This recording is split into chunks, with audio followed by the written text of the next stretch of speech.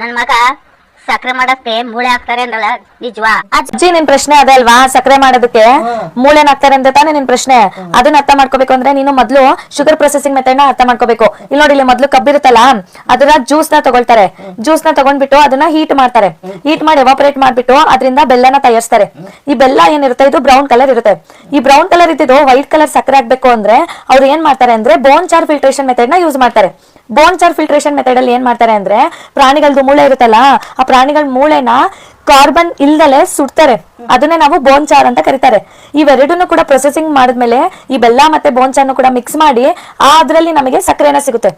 ಆದ್ರೆ ಎಷ್ಟೊಂದು ಈಗ ನಾವು ನೋಡ್ತೀವಲ್ಲ ಭಾರತದಲ್ಲಿ, ಅದ್ರಲ್ಲೆಲ್ಲ ಈ ಬೋನ್ ಚಾರ್ ಮೆಥಡ್ ನ ಯೂಸ್ ಮಾಡಲ್ಲ.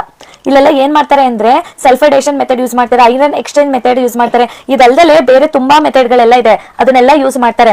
ಅಫಿಷಿಯಲಿ ನೋಡೋದಾದ್ರೆ ಇಂಡಿಯಾದಲ್ಲಿ ಬೋನ್ ಚಾರ್ ಫಿಲ್ಟ್ರೇಷನ್ ಮೆಥಡ್ ನ ಯಾರು ಕೂಡ ಯೂಸ್ ಮಾಡ್ತಿಲ್ಲ ಅಂತ ಅಫಿಷಿಯಲ್ ರೆಕಾರ್ಡ್ಸ್ ಇದೆ.